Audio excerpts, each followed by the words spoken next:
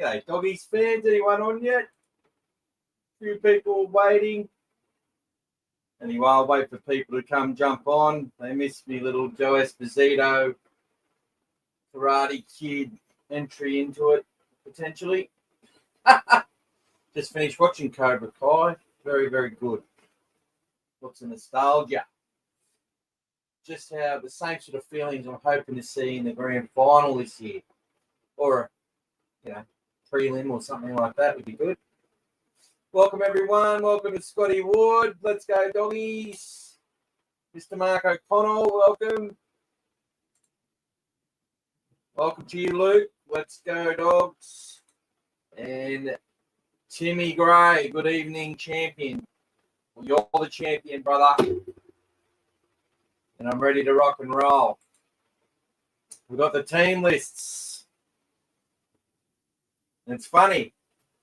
Now, we'll have a look at this side. We're going to talk about the team lists. What are all the possible scenarios? I'm hearing stuff about Sam Hughes might have an injury. Also, I'm not 100% sold that Sicily Tupanua will play, having not really done much over he's done a fair bit, but apparently he's had an issue for a few weeks. Taff and Saluka Fafita not named in New South Wales Cup. And also Luke Smith and Ratu Rinikama, or Jeffro Rinikama, are on the train and trial deals. They're not in the development squad. The Dogfather has asked Gus on Twitter. We'll see if he comes back with an answer. But I would suggest that they've got special dispensation to elevate one of those two players I don't know if you can hear me because I haven't got my microphone in front of me. But we'll see if that's better. Pretty unprofessional as usual. But I don't know if what I would say has happened is that because we've got injuries to Jacob Carraz and Ari Tuala and Jonathan Sewer, I think picked up an injury in his last trial. G'day, Pete. Ready to rumble. We've been excited for a while and it's finally here. Thanks, Timmy. Thank you, Scotty. So, look, I think that we have a situation where those two players have been given permission or one of those players to step into the 17 if need be. If we do have another injury in our outside backs, that they would be able to cover one of the centres or winger positions just purely due to numbers of troops. And the fact that they've named Geordie Mazzoni on the wing in New South Wales Cup could suggest that as well. Although he's probably ready for that and might see he's played some Cup before, so he'll definitely play some Cup this year. Maybe go back on. I'd say he's still eligible for Jersey flag. I need to talk about it's better, funnily enough. So should I take it away? Is it better if I take it away, Mark? Is it better, or maybe I've got it up too loud? Wilson copped a knock to the head in the last trial as well. He certainly did, but I think he's had enough time to recover, so he should be fine. But look, yeah, I'd say there's dispensation. I think that's the word they use to pull a player outside the top 30 to cover if any of these other players within the 30 go down. Ugh. Fuck it. I'm just going to talk into it. Maybe I need to turn it down a bit. Is that better? You can mess with me as much as you want, my bro. It's funny, this side name today, Tracy, Wilson, Cherry, Crichton, Montoya, Burton, Sexton. We've all known that'd be the side for a while. Wilson on the right. King, Marnie, Hughes, Preston, Kickow, Mann, Hayward, Tupanua, Hayes, and Salmon with the reserves. Blake Taff, Curtis Moran, Daniel Saluka Fafita, Luke Smith, and Ratu Rinikama. Welcome, D. Welcome to you, my friend. Good to hear from you as well. And shout out to everyone who's listening at the moment. It's quite funny because this side, I said the predicted side last week. Tracy, Wilson, Cherry, Crichton, Montoya, Burton, Sexton, King, Marnie, Hughes, Kickout, Preston, Mann, Haywood, Hayes, Moran, and Salmon. So Moran's dropped out and Satili Tupanua's come in. So I tell you, not much of a prediction when he's been pretty well consistent with the stuff that he's done. And ever since, it's just become quite obvious that he's not interested in carrying three huge forwards on the bench or one extra huge forward on the bench unless that said forward is going to be trusted to play minutes. I said this last year. Liam Knight looked really good in New South Wales Cup, and there was nothing wrong with his attitude. There was no issues. And he come off and he said after having a really good game in Cup, I'm just going to keep trying and do my best. And hopefully, the players in the NRL will be able to trust me to come in and the coaches can trust me. I've got to earn their trust. And he didn't, even though he played quite well in Cup. And now he's just got a job with Hull. So well done to Liam Knight. Once a Bulldog, always a Bulldog. So Daniel Salukafita's right there in the conversation, and he obviously looked like he's a forward who's going to be able to play minutes once he gets that under his belt. But he is coming back from that injury, and they've taken their time with him. They've rehabilitated him well. He's going to be a prize signing for whichever club buys him, whether it be us retaining him. And you would hope that if he plays well, that he gives back to the Bulldogs, who have obviously taken over his contract, which was, I'm pretty sure, I have no idea, actually. I have no idea what this guy's on, but I can only assume it's above 400 grand. He was well wanted by the Roosters. He was well wanted to go back to Souths, and they let go of him to relieve some cap pressure, and we signed him with the hope of turning him into a Bulldog. And hopefully that works out. So, look, I'll put it back to our side for this week. So congratulations to the likes of Luke Smith and Rennie Karma for being on the bench. That's another 2 Bulldogs juniors. And how many in that side are Bulldogs juniors and developed players? Well, you can add Montoya to that list. Sexton was signed by us as a young kid, but didn't work. He ended up, due to COVID and that, I think he ended up going to the Gold Coast. Marnie was originally a junior with the Bulldogs. Can't say Hughes is a junior because he come to us in New South Wales Cup. Haywood, Harry Hayes, Curtis Moran, Luke Smith, and Jeffro Rennie Karma. All Bulldogs. So there you go. Good to see. The New South Wales Cup side was also announced, and we'll talk about that as well. And so I'm just going to go over what I think the scenarios are. So obviously the likes of Blake Taff, Curtis Moran, Daniel Salukafita have not been named in the New South Wales Cup side. So, and there's quite a lot of youngsters which have been elevated into that team, which may drop back into the Jersey flag. But here are the scenarios. So I'm hearing that, I don't know why I'm hearing it, but people have said it today. So I'm just taking it on their word because I've seen nothing official. I heard no official reports that Sam Hughes might be injured or struggling with an injury that he's got to prove his fitness for or something like that. If he drops out, Daniel Salukafita, I'm pretty sure will fill that position and start, which would be great for him to get that under his belt.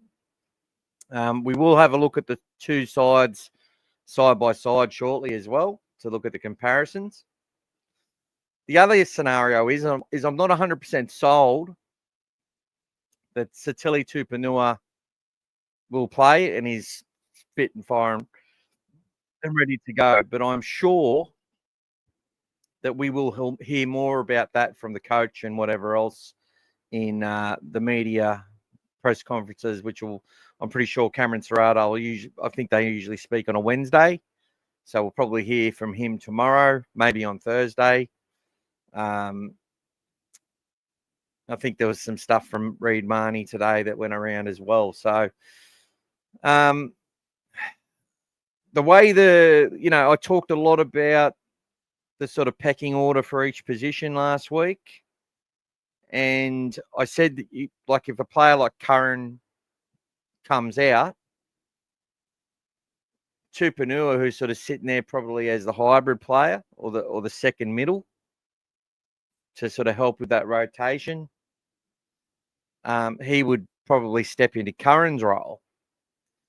But if a player like King, if Curran was playing and King and Hughes were there, Tupanua would, I think, be the next man down on the list. So I think he'd go to number 16. And then do they keep Jamin Salmon or Hayes? The thing is, Tupanua, Harry Hayes, Jamin Salmon, they can all play lock. They can all play second row, which is probably their more preferred positions, to be honest, where they've had the most experience. And they can all fill in at the centres because they've all played centre. They've started games at centre. They've played games at centre. Salmon's obviously, had to do that mid-game a few times. It's probably not his ideal go because he's just not as fast onto the footy as Hayes and Tupanua. But he's not slow, but he's definitely not fast. So the three of those players are basically just so versatile. And then you got Bailey Hayward, who's there to cover Marnie if Marnie has a break. But I still don't think there's any, I need to get to your comments in a minute too, guys. I think there's no need for Marnie to have a rest. I don't think they have any sort of inkling to give him a rest at all, unless he sort of really needs it, in their opinion, which is different to the opinions of many people who think that he should be just, proactively given a rest and play to a strategy where it's a two sort of hooker system. But I don't know. Bailey Hayward was a little bit off the pace for me in the trial matches. And I'm not saying that as a bad thing. He just wasn't at that same level, but it is a trial. So hopefully to start the season and come in that second year, that's going to be the hardest thing for a guy like him. And I hope he can keep it going. Harry Hayes, I think Mark pointed out that he, under fatigue against West, let in a tackle, but he was playing in the middle and not playing on the edge, and then ended up out in the centres and on the wing, trying to defend that play. So, he made 40-something tackles in both trials. He had offloads. He was involved. I think Harry Hayes, I'm just another captain coming through. These players that get donned the captain's jersey coming through our system deserve a lot of respect from day one. Whether in Harold Matts right now, CJ, we've got CJ Uday in there, Chinadu. He's the captain. He's been picked as a captain for a really good reason. Luke Smith picked as a captain in that squad right now. Harry Hayes picked as a captain in that squad right now. Curtis Moran, a previous captain. Mark, I will ban people calling any one of our players or the makeup of our team crap, even if I love you. It's not a crap bench. You could say it's a bench that you don't like too much. It's not crap. We've got it in our heads that we have to have a huge bench. I looked at, and honestly, I know where it comes from because I looked at it, and even the preseason, I'm still thinking we need that big bopper. But I go and watch all those games again. We were quite good. And with Burton out there, I think things are deceiving as well. Like, people thought the Broncos rolled through us. They didn't. We made more per average set than they did. And they had energy the whole match. 2 forward packs. I think it's understated our performance. And I think that first 20 minutes, I think they had a slight class edge on us, like the speed they were able to put points on. And they could have scored a couple more tries, to be honest. The fact that it was still really close after 20, 25 minutes says a lot. And our boys got a lot out of that match. Yeah, we pretty much knew it. So I'll get through these chats. I'm not excited, Mark. If the changes happen, they're because of injury. They've established... Look, they're not going to play Sam Hughes in New South Wales Cup this weekend. Or Satili Tupanua. So there's nothing to do with excitement. If that happens, Mark, I'll send you something I love. I'll give you a footy or something. We'll go kick it. We'll go kick it in the flood waters that are coming in just a couple of days. Thoughts and prayers to everyone. I may not be able to watch the game. I've got about, I've just lost a whole heap of stuff, but I've got all my things charging up so that I can try and do it. I might have to try and drive somewhere where there's a signal so I can watch the footy. Who knows? It's pretty scary, to be honest. Cyclone in Brisbane. Unheard of. But yeah, mate, I'll be very, very surprised if he goes in there and picks Daniel Saluka-Fifita ahead of Curtis Moran, ahead of Harry Hayes or Satili Tupanua. So he will come in. Look, I think in the future, he definitely earns his spot. When he's fully fit and raring to go, I think you're forced to pick Daniel Saluka-Fifita, but he's not. Because if he was, he'd be there. He's got some more work to do. Right? That's the truth. He's got some more work to do. But when he's right, the coach will pick him. And I think he'll earn his spot and he'll be very hard to remove. But they've got to manage him right. So if Hughes goes down, I think Saluka-Fifita definitely comes in. But he might pick Moran and give this the perception of being even smaller than we are right now. I go back to, I felt Harry Hayes did a great job. I read some really scum comments on the biggest group, which I'm a moderator in, from people saying, Harry Hayes is a shirt grabber. I haven't seen that, to be honest. I know the Ock did a bit of shirt grabbing until he learned how to tackle a bit by the end of the season, but anyway, Willie Mason used to shirt grab a bit, but he hardly ever missed a tackle because he just had these long arms. Couldn't get past him. Mister, it's me. Let's rip into them bloody dragons. That's the shit I want to hear. Let's slay the dragons. And welcome to Adam. Welcome back, mate. Well, safe journey, my friend. Who can't play front row? Satili Tupanua. Well, why can't they? Josh Curran does. If they have to start front row and play every week, yeah, it'll bust all of them. But they seem to do all right. I thought you were saying Harry Hayes was going to be the next David Clemmer, Mark. I don't forget shit, to be honest. You said he was Pete. Spot on with Fafita. Look fit and primed in trials. If used, unfit. Look, I think he's as fit as he can be, yes. But I think he's got more. Like, they want this guy to be able to play minutes, not...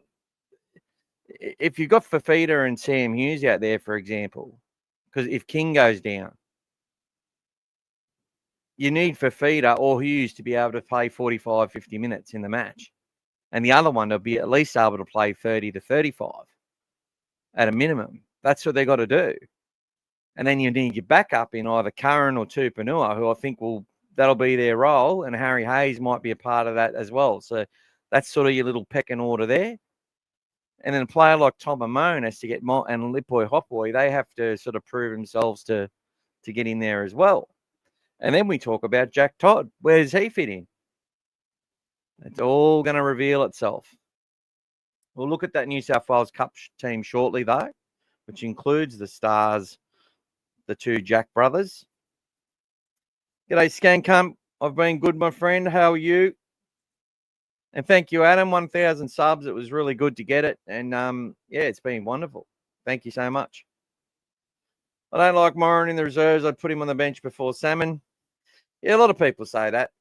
But it's about horses for courses. You know, Salmon's got that versatility. But, look, Moran's not... You know, he threw the final pass from centre the other day to Wilson. So he's not... He can't be, and he did a fair bit of ball playing in that Maori game. You know, I don't dislike your comment. I just know that, and this is what it comes down to. Who's going to go back and watch the games and just watch Jamin Salmon defend on the line? You know, in the first game against Parramatta, he was the one who missed the final tackle, I think, on their first try after we defended for like 20 minutes straight. And 8 or 9 sets on our line. But he made a heap of tackles. And they don't always go at him because he makes the defensive reads. Like he's a bit of an animal out there. I think I'm not a Jamin Salmon lover, but what I do like to do is bring context to it. When everyone's sitting there going, oh, fuck Salmon off, because in your eyes' perception, he's not as good. And look, I may not disagree that he's in my best 17. I probably have other players that give me a, slightly better feeling. Some sexier players out there, you know what I mean? But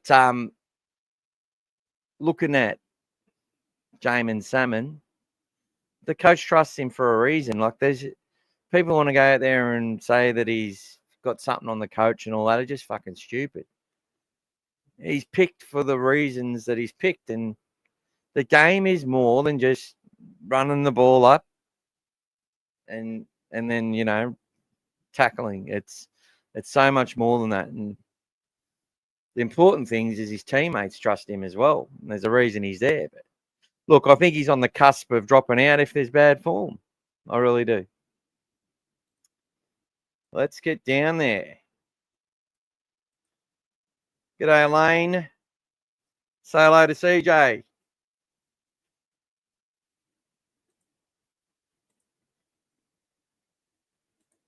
I hope we'll be safe from the cyclonic weather, mate. I really do. D, I worry our attack might not improve much this year. Is this a concern for you? And if it is not, then in what ways do you think they might improve? And going into round one, where do you rank us? Look, I'm going to be completely fucking transparent here. And this is probably a conservative approach. As far as ranking us, I rank our top 30 about 10th or 11th. And that's a very hard thing to do. But I look at some sides and look at who they've got on there, sitting as 19th, 20th, 21st man and go, yeah, look, it's because it's easy to sit there and rate your own side and look at everyone there and go, they're great. Last year, I had us ranked about 15th. And in every cohesion stat and experience stat, we were 17th. So I had us at 15th because we did have some class in some positions, and I just knew, we were going to be better last year. I just didn't think it'd be making finals. I really didn't think we'd make it to start the season. But when we played round one, and although we lost those 2 games, I always felt more excited than ever. This year, I rank us about 10th or 11th in top 30. Because last year, players like Bailey Hayward, Harry Hayes, even Connor Tracy, Bronson Cherry, Curtis Moran to a little bit, because everyone, you got to be honest, everyone, I won't say everyone, 8 out of 10 people suggest that our best 17 doesn't have Curtis Moran in it. That's official. I think that'll slowly change. But he's not in that top 17 this week, but he still may find himself there come game day. Big chance. Big chance of that. It's a really good question, D. Our attack, look, it wasn't, we didn't throw anything at the Broncos, and, Montoya, they're all over him most of the time by the time he was getting the ball. They kicked to him all day. Our youngsters on the other side were fresh when they got their runs. Montoya, the way they want the system to work, you need Jacob Kogarah. Kogarah's getting the footy, and those two interchanging becomes a very sort of, I hate to always say it, but that Penrith sort of style. And it's not just them. There's a whole heap of teams now where it's the fullback can make meters. Tracy's proven he can make 165, 170 meters a match. Kogarah's make 200 a match. So that you sort of got your prototypes or your roles there, you know what I mean? I saw in that second half with the wind at our back, Montoya did have some good runs, especially after a good run from the other winger and a good play the ball. He's that type of player. Him generating off the first hit up, we're going to need him he's going to cop some big whacks. The first hit up that he ran straight at Carrigan and Payne Haas, smashed him, absolutely annihilated Montoya in a trial match, just smashed him off the first contact. And honestly, I don't think he recovered, to be honest. But he played 80 minutes. Cohesion-wise, I'm worried about how silky smooth that's going to be. And I think we're going to see a lot of variation. We're going to see a lot of running again from the halves. I'm going to play it through the middle.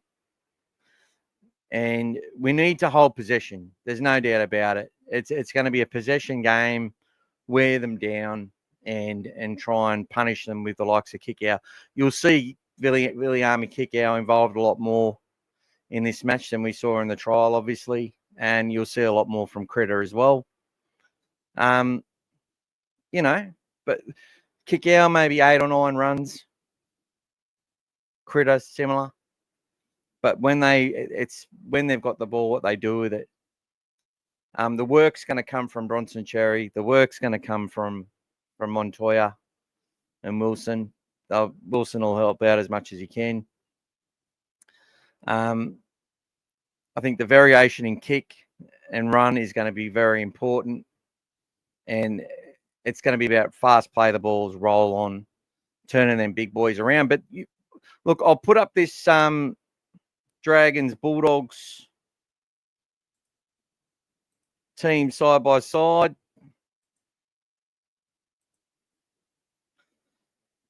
Can we see that, everyone? Yep. So Gutherson and Tracy, Matthew Feagai, Moses Sully, Valentine Holmes, Christian Tuipulotu, who we found it hard to manage last year. The halves, Kyle Flanagan, Lachlan Elliott. Now, 2 of the best, gutsiest defensive halves I've seen in the comp. Put their bodies on the line, get in behind, work their ass off. And they're going to have their hands full with Viliami Kogarah and Jacob Preston. But they will manage them for most of the match. So it's about how we isolate Valentine Holmes, who can come up with he can be really hit and miss in defence, Valentine. Some days he's absolutely brilliant. Other times he's a liability. Big Moses, he's going to be tough to manage. So, look, it's a great battle in the centres and on the edges. I think our halves have it on the attack side of things. I really do. I think definitely we've got a much better kicking game than Flanagan and Ilias, but we need to pressure. That's the key to this game: is how much pressure can you put Flanagan and Ilias under? And I think they're going to expect it, the Dragons, and I think Gutherson is going to play a huge role in some of that organisation. Like, we might even see him come into first or second receiver a couple of times. But now this is where it gets interesting. The Couchman brothers are future champion forwards. One's on the bench in Ryan, and the other twin is starting. They love their brothers. One of the Feagai brothers has left the club now. Damien Cook at hooker. They've got hardworking Emre Gula from the Raiders, which is a good signing. A really strong back row, Leilua, Sua, and DeBellin. Kick out Preston and Mann. Now,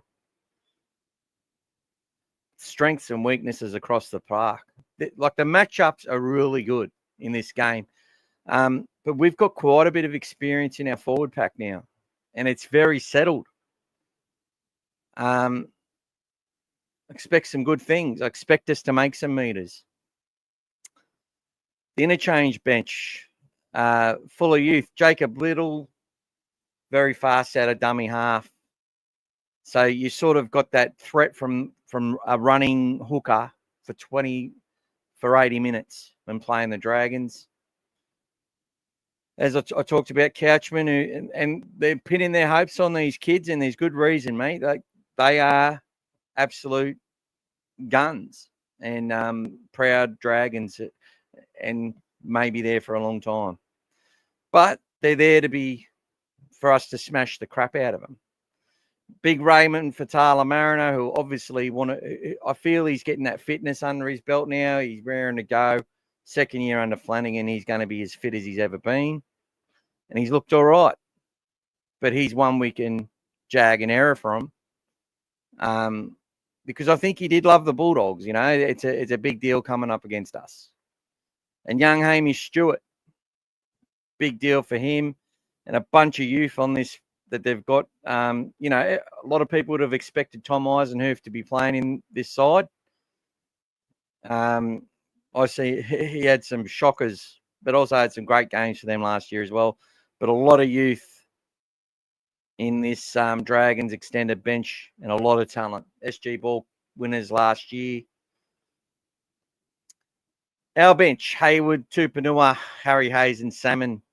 Now, if it stays like that, it stays like that. They're going to go out there. They're going to defend. They're going to make their tackles.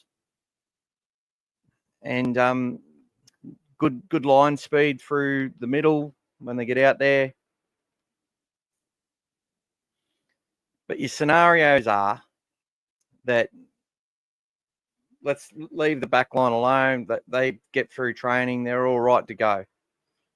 If there is a doubt around Samuel Hughes, Daniel Saluka Fafita comes in, I believe, to start at prop. And then they elevate Curtis Moran into this. They'll elevate Curtis Moran if Satili Tupanua is also out injured. But we will see.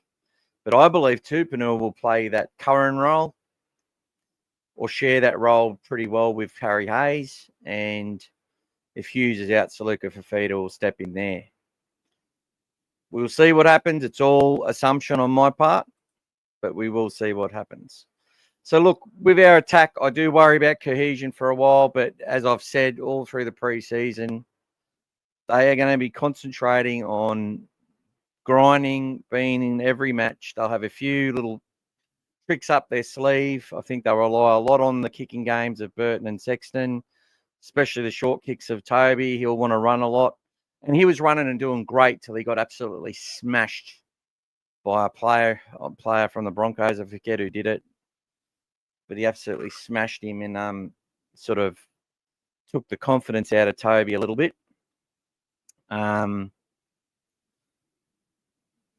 So, yeah, that's pretty much what happened there. I think we will see a lot of that. We'll see that short kicking game. They'll try and do some, their standard plays and that sort of thing. I think we'll see a couple of trick moves to score some points, some late offloads from kick out, that sort of stuff. And players like Harry Hayes coming in and actually, doing those passing.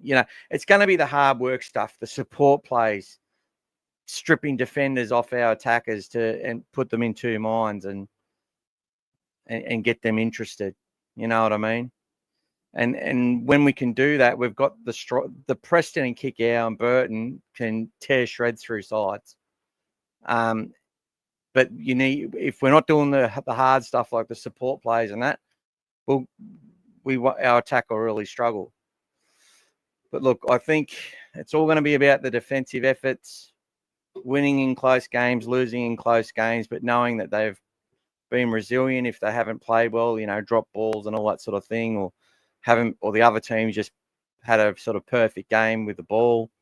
That they're just going to be thinking about how do we defend. People look at the missed tackle count like Big Mark will, but again, it's going to come down to how resilient were we with our defence and our chase and preventing tries from the opposition.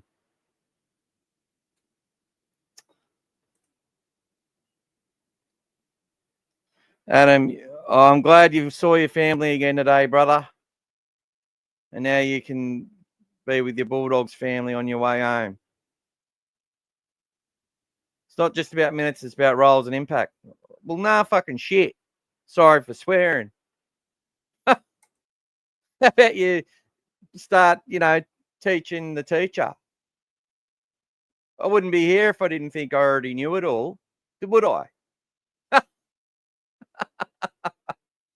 We lose speed with that car, but I reckon Montoya's work out of the back will make a big difference. I love Fox, but he always got manhandled coming out of our own end. Well, it's funny because last year he bulked up a lot at Okar, and until that he was coming out and he was getting some post contact. He was sick of being pushed around, and then Bryce Cartwright stuck a shoulder right into his shoulder and set him back about 5 weeks. Been so bored as hell about the footy, and I was going into withdrawals. We all have, my friend. Montoya has a bit to prove to you, Mark, and to many fans who I would suggest don't understand injuries, don't understand that centres and wingers are the places where most tries are fucking scored. And it's not usually them and their own.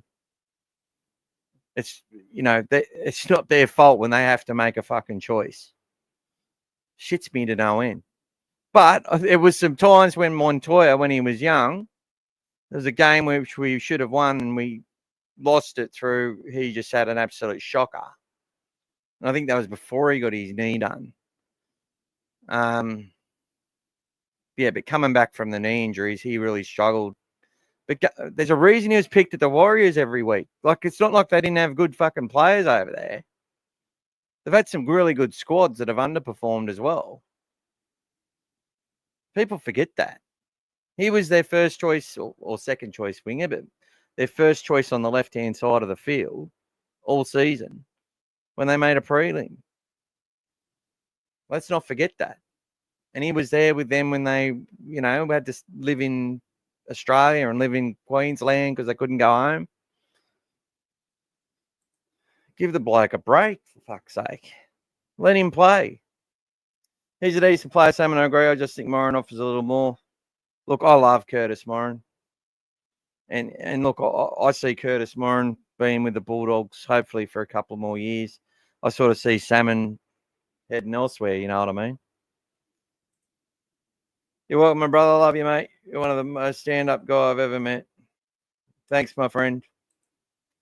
Thanks, Mark and Prez, for everyone who will be affected by this cyclone. Like the stream team.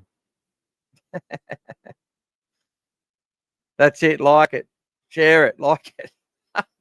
Salmon just needs an opportunity to show what he can do. Sending love and prayers for everyone's safety. Thank you, Elaine. I've got to catch up on these chats. He's had plenty of opportunities, mate. I think we should go after Brayley, the number 9 from Newcastle, because Reed has done sweet at full. Oh, I don't know about that, Adam. But, you know, we don't always have to agree, do we, brother? I think Reed has literally busted his ass for this club, to be honest. Do you lick a dick a day? Oh, who's this?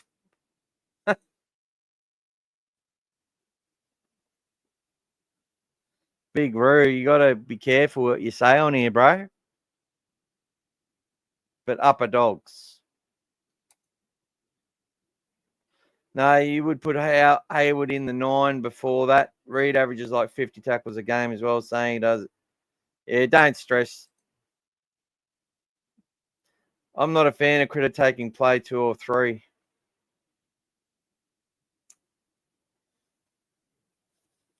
He often doesn't.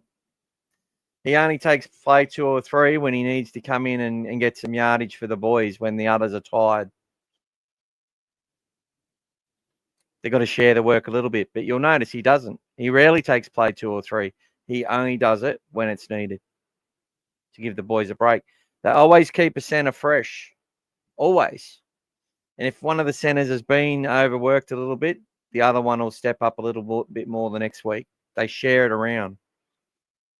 They have to. You got players playing injured all the time. But yeah, Critter, they did it with Avarillo the year before. There'll be times where he just would hardly take a hit up. But then the first time he does, it's line break and try, you know. You play it like that. They do it with Katoni Staggs at the Broncos. Like Herbie would always do all the work. Be busting his ass, and then Staggs be sort of quiet. Next minute, when they needed the play and they needed the try, it was Katoni. And then there'll be games where he does a bit more work and he's a bit more fired up. But it's about keeping that engine finally fucking tuned for when you got to go put the fucking foot down. And that's what they do with these players. They keep them. It's not just, oh, yeah, I want the ball. No, I want the ball. You know, people talk about stats of players like that player tried harder than other players in the team. Going back to your comment before, Mark, it comes down to the roles they're playing on the day. And I think I've told you that a lot. You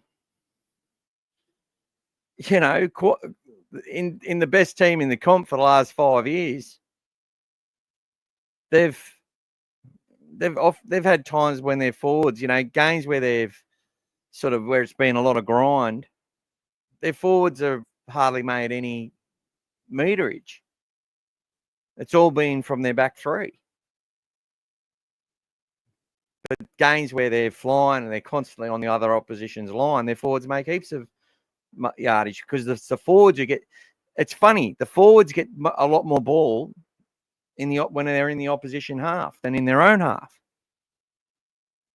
Get a lot more ball when in attack than when in defence, coming out of yardage. People don't see it that way, but it's a fucking fact. They take those setup plays all the time. They're usually only running play 4 and 5, sometimes play 3 out of yardage. But in yardage, it's like 3 or 4 on average. Unless you got that team that's really good at setting things up. But they have those forwards get touching the ball out of shape, you know, all the block plays going left to right. Everyone's playing their part. the stats are just coincidence of how the game went. Round, what do we need to do well to win other than complete and defend well? Where do you think do we beat the Dragons? I feel it could come down to how we diffuse the impending aerial attack. Well, no doubt. I worry a lot more about Ilias's kicking game than Flanagan's. But that's not to say that Kyle's had some good games in attack with his kicks. But I think there'll be a lot of pressure on those guys. And I think they know it. And we need to be careful because I think the Dragons will,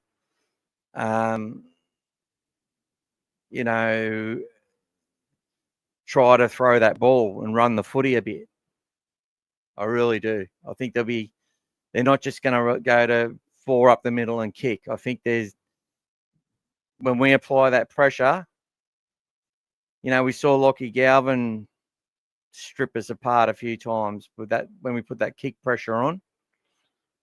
And he went and he ran the ball and passed, and they scored a try off it, nearly got a couple. I think we've got to be careful of that. But hopefully we're doing such a good job suffocating them that they just have to kick and kick early. You know what I mean? Kogarah, it could be windy there as well. It might be a team sort of turning each other around. The surface was fantastic in the reserve grade game. So it was, the ball was going a long way when it was being kicked off the bounce. So it'll be interesting to see how that ground is now. I'd say it'd still be pretty fast. Thanks, Scotty. That's right. We've all got our opinions. Hey, Paulie. I think we lack a bit of speed on the edges. We need Montoya to run 150 metres. Well, I think he's going to get a lot of ball, and I think he will probably run about 150 metres and have 18, 19 hit-ups. And I expect he's going to be pretty tired by halfway through the season and may need a break, especially if Carraz isn't playing much. I think Dragons would be favourites at home. Well, the Dogs are favourites, but look, the odds are completely have nothing to do with the two teams that are on the park. It's a very intriguing contest, and if there's a lot of experience still in that Dragon side, and if they've come together well, they're going to be very hard to beat. I expect them to be fitter, and I always worry about this game. And a couple of ex-Bulldogs have a lot to prove in this game, and hopefully, hopefully we go out there and make a statement like the Raiders did against the Warriors. I really want to see that. I want to see them go out there with the intent to play some football, not just go through the motions, and but not make too many. They can't be making mistakes either. You know what I mean? So they've got to complete well, but they've got to play some footy. They've got to get some offloads happening, and they've got some players who can do it. They've got lots of players who can do it. Support play. So I think the Dragons are going to be weakened. I think if we put them halves under pressure and get them gun shy, they're in for a lot of trouble. Because organisation-wise, that's where they'll struggle. But defensively, having Gutherson there is a lot better for that team. Although they've got to get to know him. And, Parra didn't do too well defensively last year, did they? But I would rate this side stronger than the Parra side that was out on the park most of last year. So, interesting. We've got Wilson, the third best winger in the club.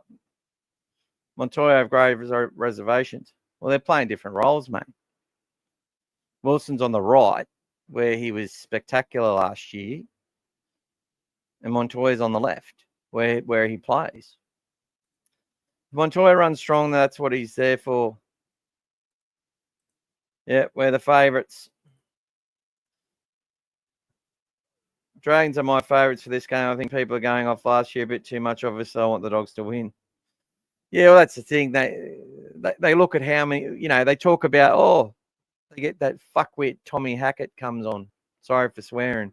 And sorry if anyone knows him, his family with him and loves him.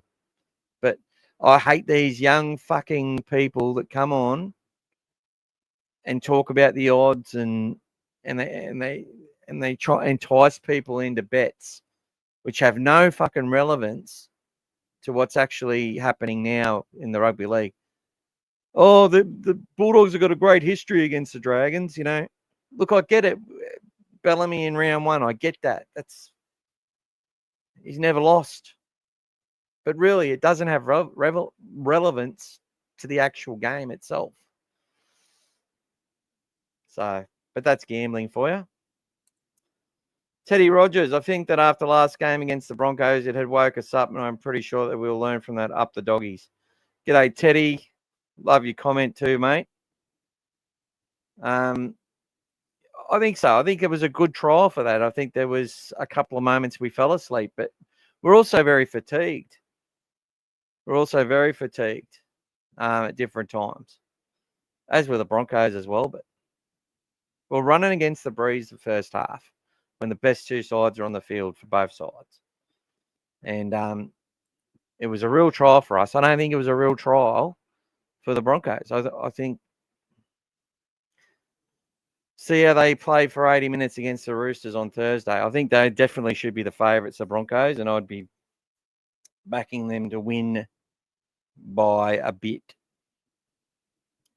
But never underestimate a team that's at home that everyone's written off.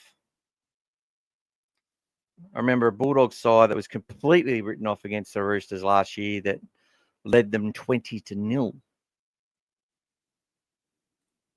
$1.61 now, Mark. It means shit. I think we'll play high percentage footy. Well, that's what we want to do, but our trials, we dropped a lot of ball. Even though I don't feel we were playing a lot of I don't feel we were taking a lot of risks. We just had some really poor errors, which was a bit concerning. We'll just box them in, get them into the grind. Well, that's what the idea is, and that's why I think the Dragons are going to play. You know, look, Flanagan wants. You look at that Shark side that played, and they were tough and relentless. You look at all the teams that have won comps in recent years; they've just been tough and relentless. The teams with all the flair who have made the big dance haven't won it in recent years, or made that end of the year haven't won it. It's been a tough, you know, the teams that have been willing to defend their ass off all year that win the comp. Can Reid try not to give away more than one penalty a game? No more than that. Look, I don't think the intention's there to give a penalty, but sometimes it's a deliberate ploy as well. Sometimes, you know, when your line isn't in order, you know, when your mates are dwindling and they need to refresh and reset. It happens. I see it. And I know playing, it was done. You know, sometimes it's just deliberate. We've got to refresh and reset. We need to fucking cause a penalty right now. And he's a leader in the side. But I will admit, and I'll agree, that there were times where I wish he just realised that there's a focus on him and that if he does what he's doing right now, he's going to get pinned for it because he's Reid Marnie. And it doesn't matter if other people do the same thing and don't get pinned for it. He's got the focus on him, so he needs to rein it in because it's like that. You see that that in-law who's got it in for your kid. It seems like they got it in for your kid because they just see everything wrong that they do. Getting a bit deep there, but I think people might relate to that a bit. So you tell that kid, well, that person's around, you need to be good and give them nothing to bloody go at you with. Anyway, weird analogy, but that'll do. The thing with Fox, having that threat on one edge makes the other edge stronger because the defence has to account for the Fox play down the left edge, create space elsewhere. Well, that's the thing. I think Bronson Cherry is gonna, having Bronson Cherry and the Fox together was great for both players, and they fed off that because they said sometimes like they hogged it from each other and didn't pass. But in other times, it freed them up because they thought they were going to pass to the Fox and whatever else, It takes pressure off the other player when you've got two really fast players out there that teams are wary of and scared of. When Montoya's probably not physically. They probably and they know he can finish, and they know that he can trample blokes at times on one-on-one with a winger. It's rare that a winger just will smash Montoya. But are people going to be as worried about him getting the football when Cherry's got the ball? So they're more inclined to tackle Cherry and test their luck with Montoya and give Montoya that extra bit of space because he's not quite as fast. You know what I mean? It's how it works. And I think down the track, that's why I think we'll see a lot of the work ethic. And that's why we got players like an Ari Tuala and, he's already hurt his foot, and Montoya, because they want people who can work and do the work out of yardage and set us up for our big guns. But we were scoring some pretty long-range tries due to the brilliance and speed we had in our back line. And when you've got prototypes of speed and strength and players that can get through the first part of the defence, get to their front and get a quick play the ball out of yardage, like Jonathan Sula and Jethro Rinikama, which we saw in the trials. I saw Montoya running after Jethro, who had a brilliant run through the defence.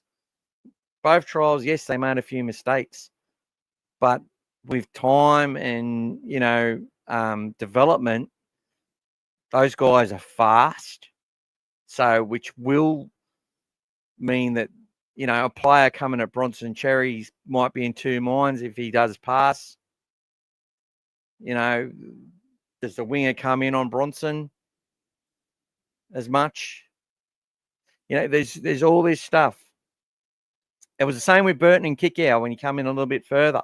And sometimes they swap around. Who's going to run it? Who's going to pass it?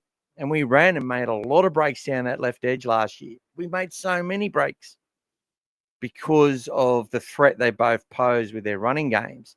And having that extra threat on the edge of them as well is what made us an attacking threat, and we got lots of points. And, Montoya, I don't think will be as much of a threat in attack as far as with what the players are thinking in defence. But I still think he'll finish off some plays and he'll get better and better of his combination, and he'll do his job. He'll bring the ball out with gusto and do his best to get quick play the balls away. He wins a lot of penalties too because he tries hard to get up and that sort of stuff. Like, he puts the effort in, but he'll get caught out in defence a few times. He's going to smash some blokes when he comes in. There's a whole bunch of elements to Montoya's game which are assets. There's also a couple of areas where, it's going to be a liability as well. But people think that the other winger, like Wilson, for example, Wilson has knocked on quite a few balls, has had his issues in defence as well. All things that he can work on. But in saying that, I think he's got a little bit less experience. So probably, he's sort of, you've got a bit of permission to make mistakes when a young fella coming through. I think he looks a bit bigger, a bit more solid, a bit more seasoned. I think you'll see a player like Blake Wilson will make less errors, like especially out of yardage and stuff, and will be very influential in our attacking raids again. and very important to our chances in attack. So, yeah. Let's go Bulldogs in 25. Proud to be a Bulldog. To beat the Dragons, we've got to have a better kicking game and make it count, which I obviously think we can and will be the difference. I think our kicking game automatically is above theirs. Lockie Ellis, he does have a pretty accurate kicking that game, though. But if we make him question himself early and put him under pressure, it's going to be hard for him. There's a few demons in both those halves for the Dragons. They got a lot to prove. They're both touted as future superstar halves of the game, and both were handed the keys a bit too early and sort of been fall guys for their sides ever since. And at the Dragons, there's a lot of people who weren't happy that Kyle Flanagan was playing in the halves every week. So they felt there was other options. But in saying that, it's hard to discount the way he puts his body on the line and the effort he puts in. And he asked some questions last year. I felt he had a pretty good year. Whatever the club decides, I back him 1,000%. JD Birkinshaw, welcome, my friend. Hey, mate, how you going? Go back to the store, but I want to say good day and go to the doggies. You going to go back to the store?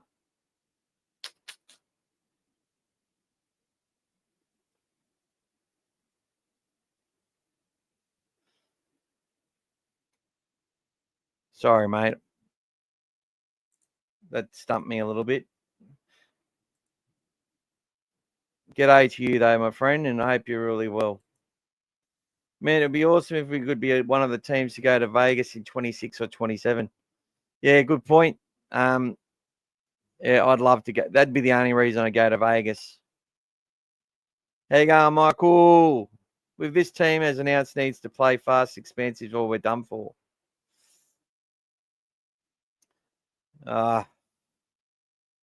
I told you it was a team that was going to be announced. I've been saying it ever since they named the team for the Dolphins. I told you. I said it again here last week. If those players are fit, not injured, they're going to be given the chance to be the side that goes out there and kicks off our campaign. You've got to be loyal to the ones that got us there. And it sort of shits me to tears that people think it's all right just to, discount the ones that got us there, just to move past them as if, But at the end of the day, club first, team second, individual third. We all love the club. The L comes before the V in relevance. Sound like you're trying to say relevance. Relevance. It's a strange stat. Third best in defence and almost the most missed tackles. Good point, Scotty. Obviously, they'd like to miss less tackles. But it was the system. The system was, and I've said this many times, smaller players meeting bigger players at speed would often result in missed tackles or ineffective tackles.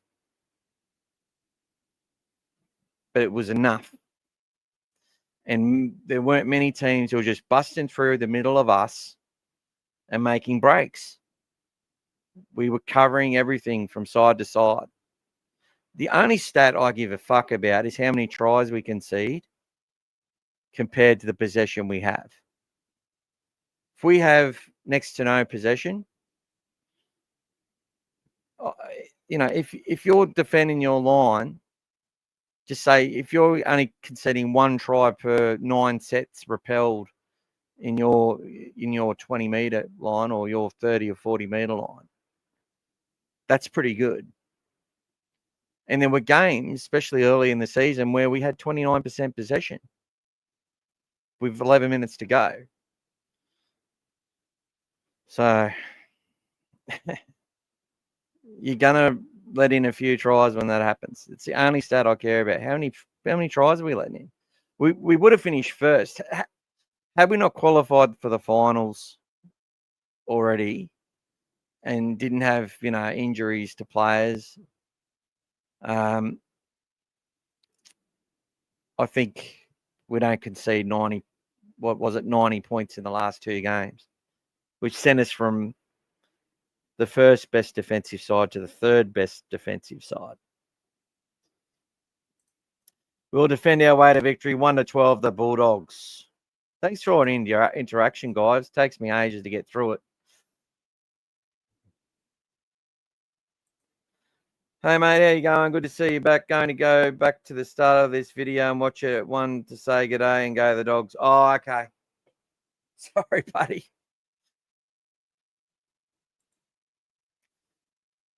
But g'day to you, JD. Beautiful photo of you and your missus. G'day, Mike. Give us some stats, brother. My stat of the day is that Dogs are going to win. That works for me, Mike. Got a little bit of side love happening here.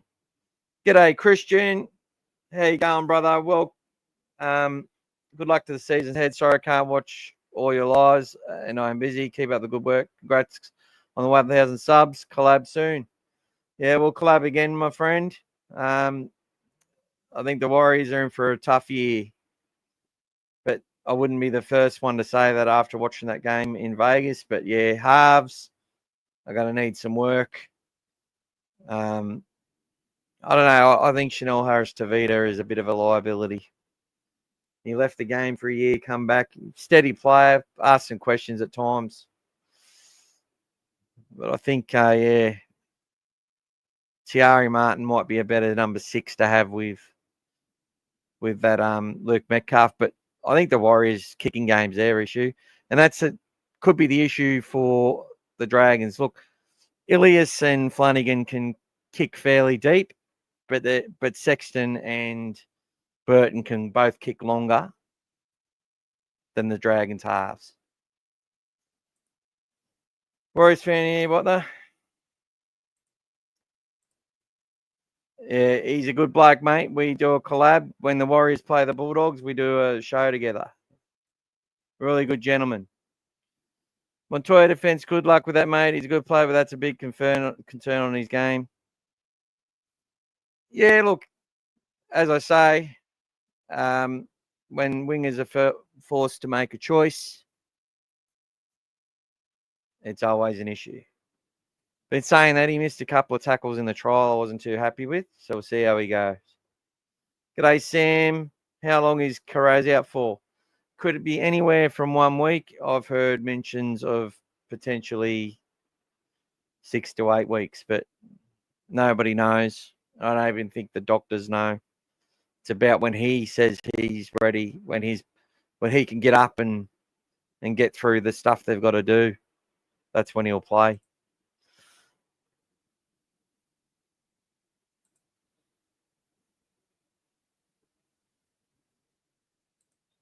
I like your stat, Michael. All right, Kogarah could be out for 3 weeks, apparently. Good luck this season, the Dogs. Thank you, brother. D, I think we really need to use our advantage of having a settled team in the early rounds and get off to a fast start. It's been a while since we've had started with a settled roster in terms of combos. Perfectly said. And it's important. Gus made knowledge of this when he was talking about, coming back into the preseason, that there's a lot more familiarity to the place. There wasn't a whole bunch of people they had to introduce to everyone this year. So a much more settled environment. And it's good. It's good for a club to have a settled environment where people feel positive, feel happy, where people know each other, they know what to expect. You get a good routines happening in the place. You know how to deal with lots of stuff.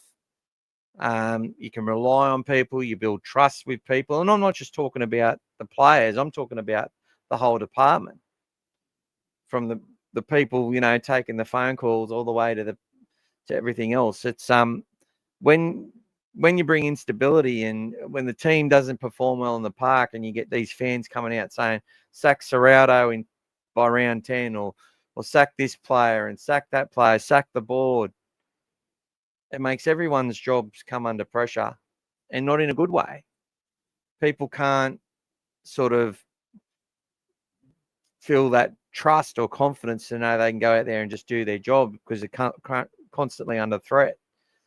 There's always two sides to that, and some people will talk about that as being the best thing. But if you're currently ruled by fear or constantly ruled by fear, it'll never be good.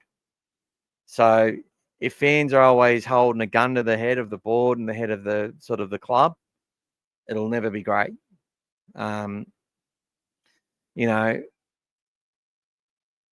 the fans weren't really like that when we weren't the successful team in the 80s. You know, they were very great supporters, obviously passionate.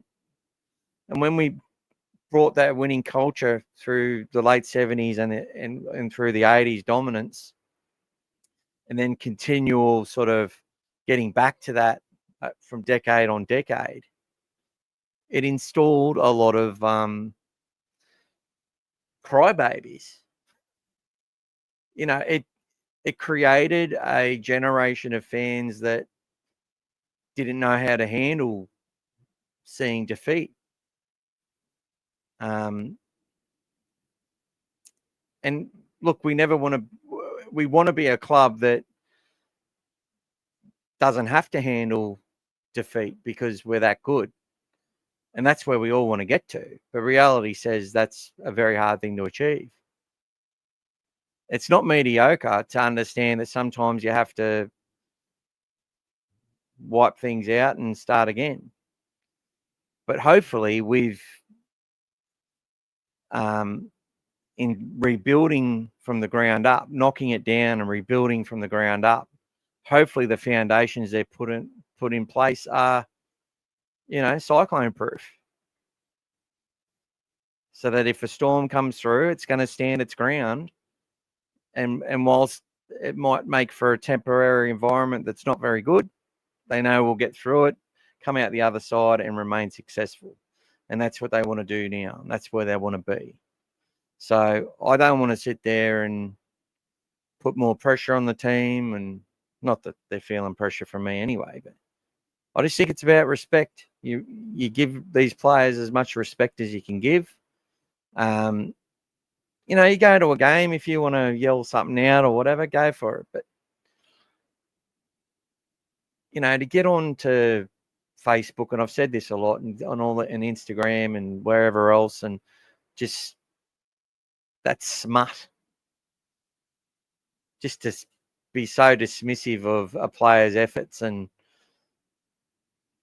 I get it, it's fans' behaviour, but yeah, I just think we can be better than that. We should be better. We shouldn't be shit cunts. Oh, fuck, these chats just keep going. I thought I'm at the end of them. Nice to meet you.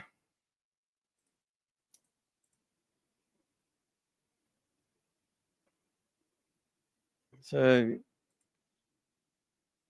I'm keen to see how Satili Tupanua goes. Good segue there, Michael. And Mark says that's a big key to our season. It certainly is. Look, I see Satili Tupanua as a very good key element to our club. I think in 3 or 4 years, we don't need to spend $650,000 on a player of that quality. But Satili Tupanua, I've said it a few times, when he first, watching him play against some teams and in some games, he looked like one of the best second rows in the competition. But up against the best second rows in the competition and against the best sides, he hasn't always been at that level. So I think he's got a bit to prove. And I think we need him to prove it. And I think Mark's right that he is a big key to our season, because if he can at least play at the level that he was, he's going to help us defeat some teams that we must defeat. And look, I don't, if Christian's still watching from the Warriors fanatics, I see the Warriors as a bottom 14. I see the South Sydney Rabbitohs as a bottom 14. Every other team I don't see as a bottom 4 team. And you know how hard it is to say a Wayne Bennett side is a bottom 4 side in your opinion, or a Warriors side that's got James Fisher-Harris in it.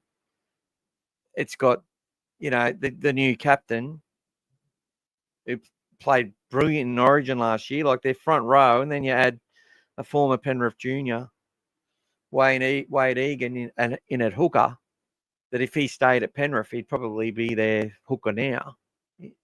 He's been talked about as in Origin, Mitch Barnett, and then you look at their edge and the fellas they got coming through, that they can't even keep Zion Mayuu. They got some talent in that side. And Metcalf, I would have been happy for him to come to the Bulldogs. I was thinking about him before Sexton sort of emerged as someone we took over. I was like, we need to look at this young Metcalf because I think he's going to be a really good half one day. People watched him on the weekend and have written him off. I think it's just a bit soon for him to run the team without a star next to him. Whereas I see Sexton and Burton, I think Burton's now emerges as one of the best halves in the comp as a 6. He's in the top 8, which is one of the best. All right. There's a lot of talent there. And I think, so to say the Warriors could finish bottom 4, so we need to beat South, we need to beat the Warriors. And a lot of people are saying the Raiders and the Dragons are no good. I think the Dragons are again going to push for the 8, and I think the Raiders will make the 8. And then I look at a team like the Dolphins, who's got Kenny Bromwich on the extended bench, and I go, ooh, that team's got some strike. They got a better roster than the Rabbits right now. And no Cameron Murray and no Latrell Mitchell. They're going to struggle big time. People are writing Parramatta off. People are assuming that the Melbourne Storm are going to just win the comp this year. They may do. They assume because Adam Fanua-Blake's at the Sharks that they're now a minor premier. Oh, they didn't beat Penrith. They look like they could have, though. It's a close comp. I wouldn't take anything for granted at all. We've got a really familiar side. They've got some connectivity. Players did the job last year, been given their reins again. They should be able to go out there if they work as hard as they worked last year and execute some plays and back their defence. They should, have more wins than losses after 10 rounds. But I'll expect there'll be a few losses. Even though the draw looks pretty good for us early on, I can tell you now, I don't think these sides look at the Bulldogs like they've got aura. I think they look at us like, wait, they can beat us. And that was part of our advantage last year. James Graham said it a lot. And even our own supporters, Mark's very first comment or second comment was, Warriors, our bench is crap, right? Our bench is crap. And that's what, and we threw out benches like that all the time. You take Tupanura out and put Curran in, that was a typical bench for the Bulldogs when we were winning most of our games. It was. Crap bench. Opposition looked at it and went, we'll fucking beat that bench. We'll get over that. Well, they didn't. And there was parts in those games where they were running roughshod over us, where they looked like a 10-point better side than us at different points.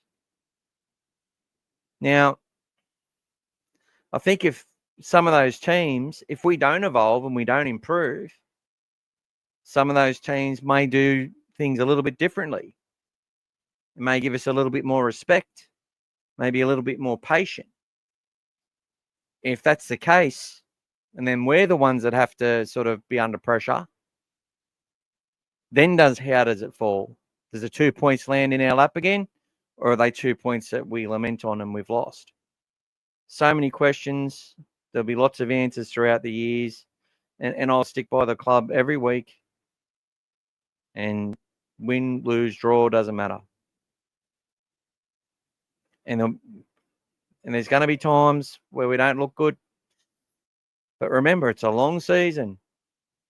People were writing us off after 2 rounds last year. And after that trial loss to the Broncos, guess the same people popped up. The same people pop up. Last 2 losses of the season before the semi-finals, the same people popped up that were writing us off, that said Ciraldos should have been sacked earlier in the year. The same. After we just lost to South Sydney in a game we should have won, looked the better side, had nothing go right for us. 1 win, 3 losses. Get rid of Ciraldo, he's shit. They were saying. They're already here. They're already predicting it. They're saying crap bench.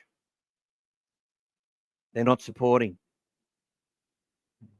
They're seeing impending doom, impending failure. And I want blood. Why didn't Salika Fafita play if he doesn't end up playing? Why did you pick Salmon? And there'll be podcasts who'll say it as well. I won't say it. I might think it on the day if I see something I don't like. Why is Montoya back? Why didn't you keep the Fox? Gus is an idiot. Skankunk, got to stick with the ones that got us there. 100% mate, I agree. So many comments last week saying get Tracy out of the one and get Taff back because he dropped a few balls in a trial. There you go. And it's funny. A whole bunch of them were saying kick Taff out last year when he dropped a couple of balls. You know, a lot of pressure to come in. This is your chance to be the fullback of a great club. This is your opportunity. Fullback. You don't have Latrell Mitchell in front of you anymore. First time he goes to catch the ball, he knocks it on. Then we don't get the ball back for 9 sets against the Eels. Tracy's on the wing. Taff comes in. Puts a little chip over for Tracy to score. All of a sudden, everyone says Taff needs to be our halfback. Well, he's played a lot of half. How good's he defending the line? He can tackle, no doubt about it, but it's about, there's a difference between doing 3 cover tackles and defending, you know, Jaden Sewer and Moses Sully and whoever else, Luciano Leilua, running at you 25 times in a match or whatever it is. Big difference. That's why Toby Sexton finally got his spot, because he said, I can tackle these blokes now and you can trust me, and he did. But after a while, he's going to fall off still because it's just natural. But he gets his body in behind and drives with his shoulder and says, I don't give a fuck how big you are, I'm going to knock you down. And that's what these kids are doing. That Will Kennedy the other day, big boy running at him, just put his shoulder behind it. These fellas are brave. They deserve all the praise. Crows is a big loss for the doggies. 100%, Sam. Possession. For those of the same fans saying get him out of the number 1 jersey this time last year. Same, yeah, well, I said that as well, yeah. Michael, yeah, we're the best defensive side in the comp up until round 25. Hopefully we do it for 27 rounds this year. Repeat sets on the try line. Someone won. What do you think of the new jerseys? For me, they should have just kept the 04 jerseys from last year and made it our home for this year, but I don't mind this year's one. Yeah, I don't mind it. When I first saw it, I went, oh, this is different. But I don't mind them, and I like that 2004 jersey as well. So a little bit off on the fence on that. Bullfrog and folks, he drove the good and bad times now over similar cars in Gould, Serrata, Drawisi and Curry. Sure do, my friend. Good comment. Critters should get the ball in the hands as early as possible and as many times as possible. He's an outside flyer.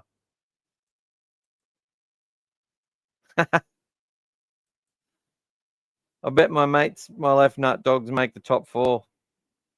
Oh, no, Steve.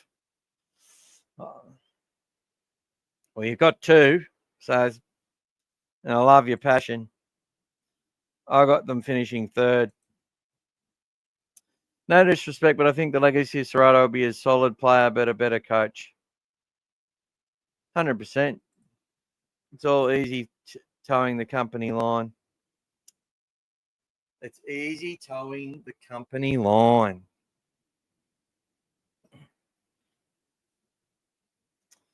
Let's get that out there, D. Score and first try scorer predictions. Well, look, I'll give you mine. Bulldogs 19. Dragons 12. There you go.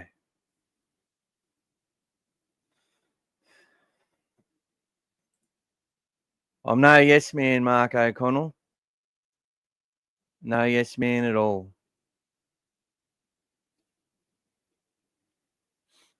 And in fact,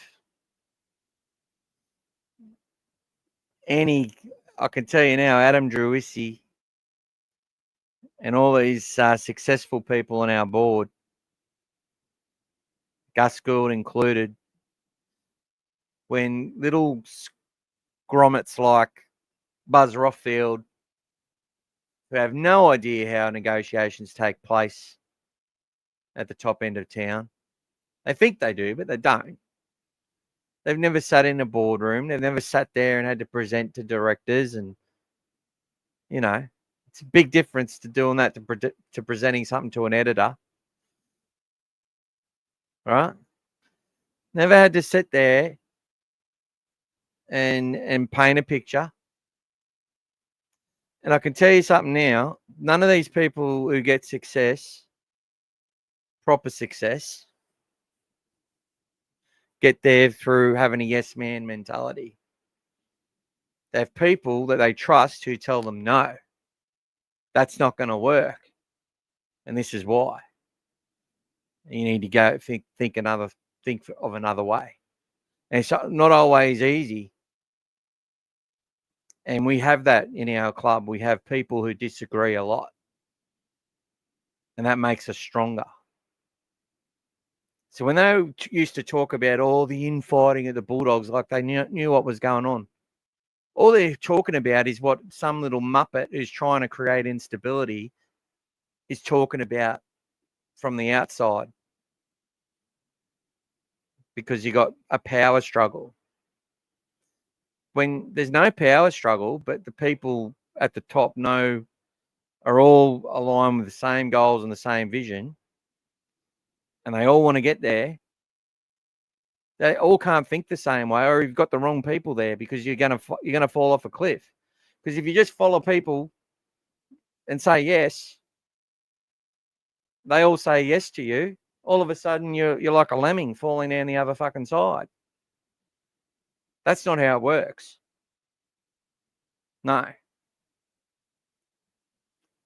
But people like to sum Gus Gould up like that's like he's some sort of dictator and that's how it goes. No. Completely wrong. What does everyone score? Scotty says Dogs 24, Dragons 16.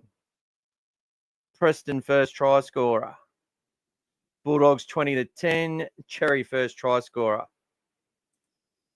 Mark says Sexton first try. Wilson gets a double. Dogs 30, Dragons 12. Well, look, I hope you're all fucking right. Believe me.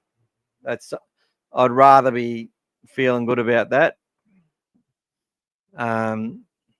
than stressing at 12 all or up 18-12 with a player in the bin, and Burton does a field goal with 3 minutes to go, puts it out by 7. Adam says the Dogs win 26-12. G'day, Jaden. I got the Dogs 24-12. Jacob Preston, my spotlight player. I think he's in for a big year.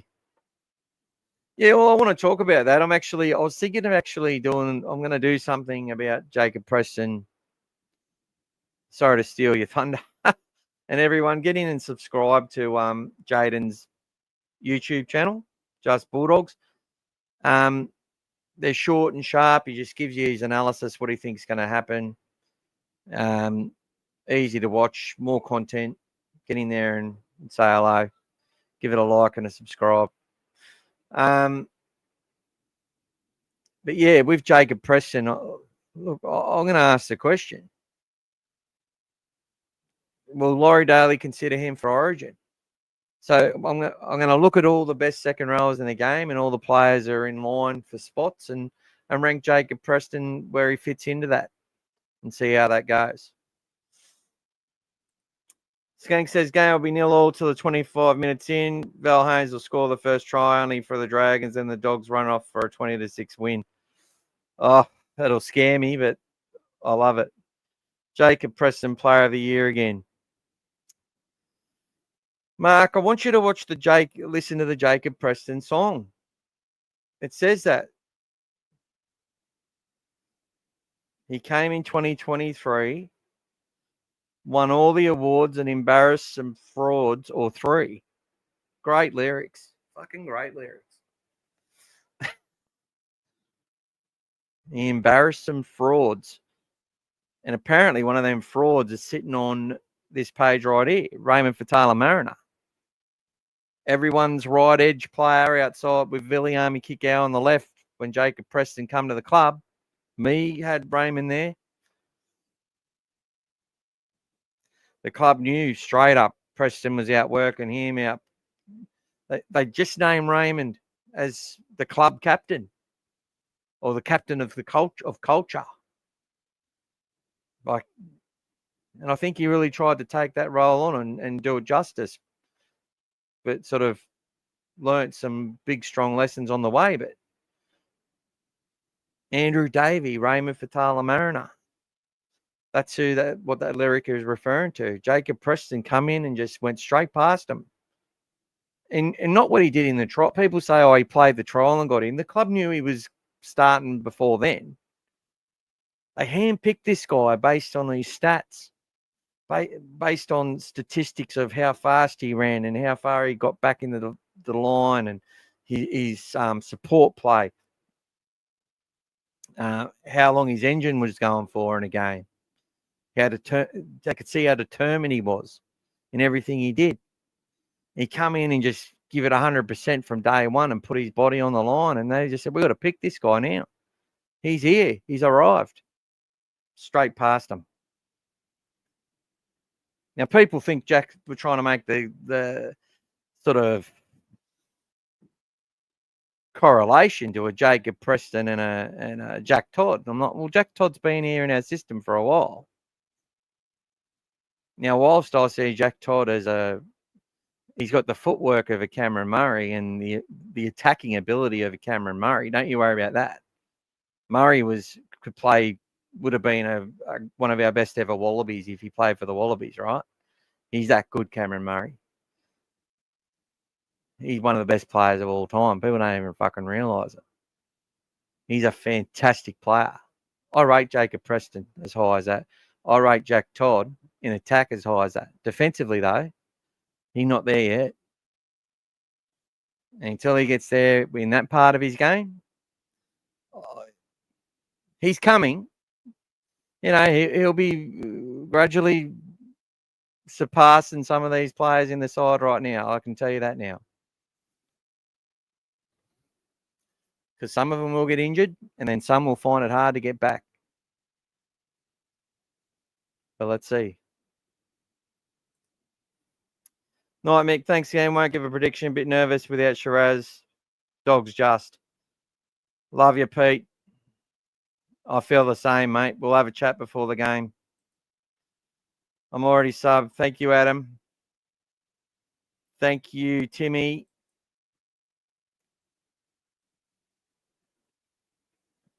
Oh, and thanks for joining Just Bulldogs, Adam. That's brilliant. My pleasure. We all want to support each other.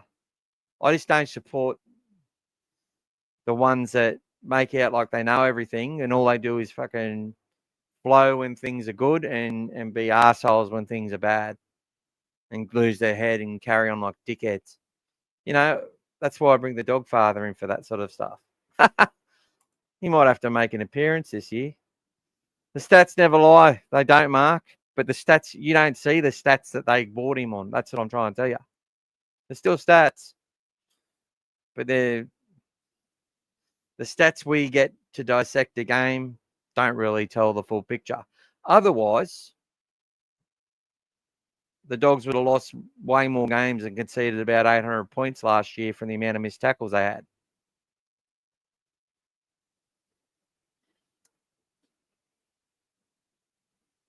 Sometimes it can tell a story. All I know, it's funny, going off sidetrack, but John Bernard Carews made himself famous. He made himself famous by predicting the amount of deaths that there would be from COVID. And he simply worked out, and I knew it at the time because I was doing the exact same thing.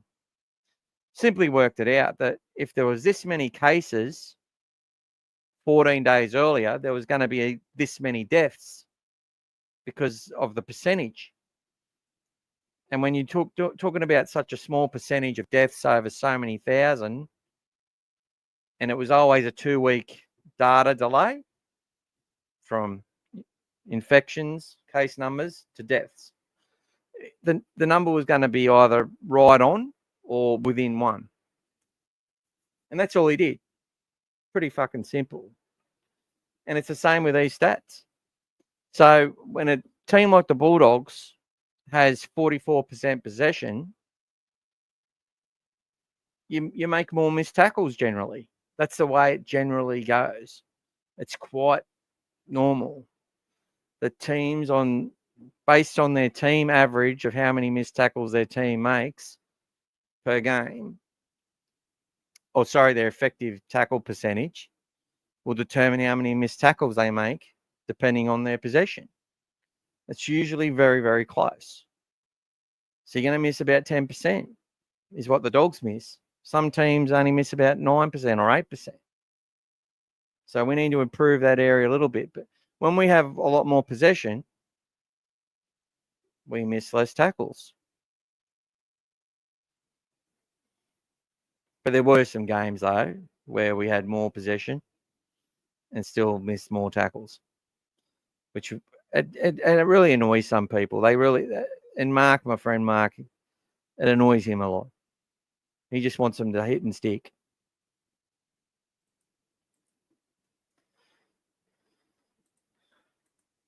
Timmy says Bulldogs 20, Dragons 12. Preston is incredible defensively, effort and technique.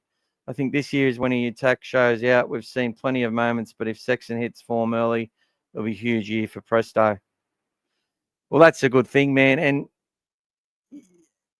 Sexton's running game is going to be very important to that as well. But I can see him holding up balls for young Jacob. And we saw some great. Look, Preston's already made numerous line breaks. Some he's done on his own, but a lot of it's been through, different ways that the halves have managed things throughout the game as well, which has enabled him to sort of take that run when he did.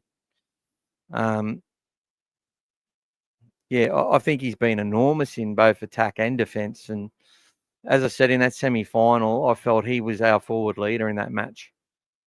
And it shouldn't be that way. But I felt he was the one who said, fuck this, we're here, we're going to win. And they played like winners the whole game. They did. To the point where it probably beat them in the end. It was like they thought they were going to win. And they were beaten by a team that knew how to win. through the experience, and that was the difference. I'm a big fan of Jacob Preston. He's only going to get better, and he already is. Preston is our next Josh Jackson. Might even go above Josh as a player, but Josh Jackson's legacy is nowhere near finished. Joshy Jackson could be sitting as the assistant coach to Cameron Ciraldo, hopefully in a dynasty where he's been offered a lot of money to go elsewhere. G'day, Jason. Go doggies, smash them Dragons. Hopefully a good win. Hi, everyone. Press our new Josh Jackson. Fuck the Dragons. We'll pump them with or without Shiraz. Our future captain. FTS Wilson. First try scorer, Wilson. All right, guys. Been going hour and 40. Thanks to really good interaction. That's it, Scott. Make it the best club in the NRL. There's time for me to go, I think. Before I do, I'm just going to show up this New South Wales Cup. I'm going to talk a bit on it. I'm not really going to field too many questions on it. But this is the side. It's Tay Cochrane, Geordie Mazzoni on the left wing, or right wing, I should say. Luke Smith, Danny Gabriel, Jeffro Rinikama, Drew Hutchison, Joseph O'Neill, Tom Amone, Taniela Odokolo. Now, he's played, I think, about 9 NRL games with the Warriors, and I felt he made a difference when he came on in that Tigers trial. So I'm not sure if Ruben Moyle's injured or if he is playing Jersey flag this week. So I need to see if that side's been named. Zion Maeu, Lipboy Hopboy named on the left edge. AJ Jones or AK Jones. Jack Todd at lock, Oscar Bryant, Jack Underhill. There's a couple more players that are about to come up. So the bench, Oscar Bryant, Jack Underhill, Cassius Tia, and Ragarivi Wavik. And Louis Grossamy is 18th man. Now, obviously, if if there's no injuries to our back line, Blake Taft comes into that New South Wales Cup side, or he stays on as the 19th man for the Bulldogs, which they'll rotate usually between a forward and a back. And quite often they've been playing the 20th man. Teams have 18th and 19th. We have 19th and 20th because 18th man is for one of our members on the day. Now, Tay Cochrane either goes back to Jersey flag, or I would suggest that Blake Taft will be the 18th man or 19th man in round 1. If there's no injuries to anyone in the back line.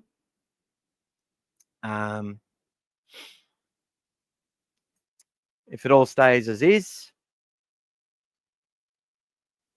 I think Tom Amone drops back to the bench, and Daniel Saluka-Fafita comes into that starting side. I think Lipboy Hotboy will play middle, and I think Zion Maeu will play on the edge in the second row,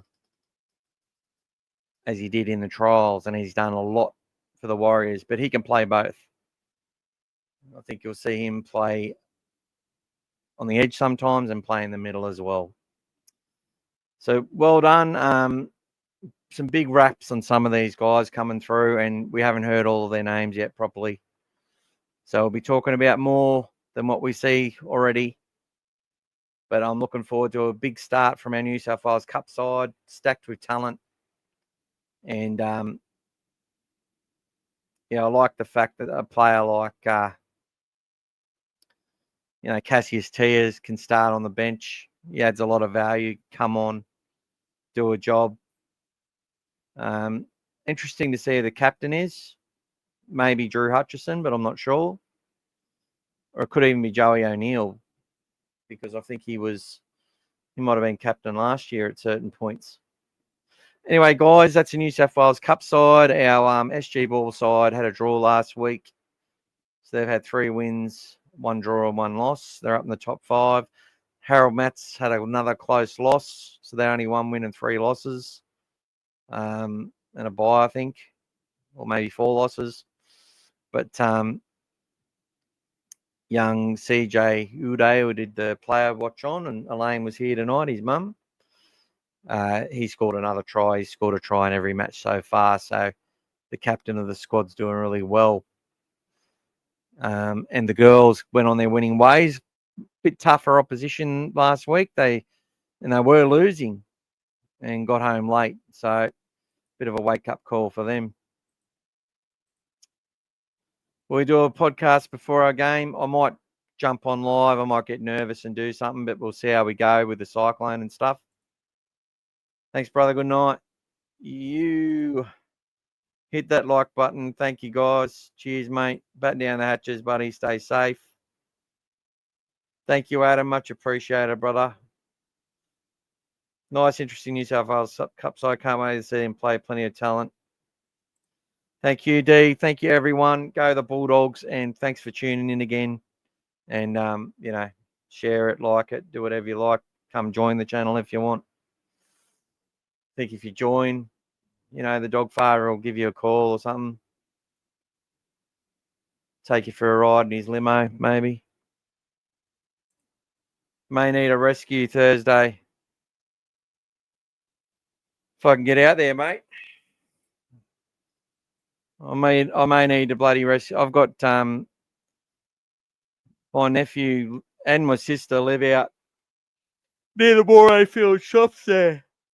They always get flooded in, where it floods up near there, near the shopping centre. So, but I'm right on the water myself out here at Thornside, so we could be getting some storm surges and whatever else. Got Moreton Islands to protect us, but we'll see what happens. I will, mate. Thank you, everyone. But I've got all my charges happening, so I'll be able to. There may not be any service though, but we'll see what happens.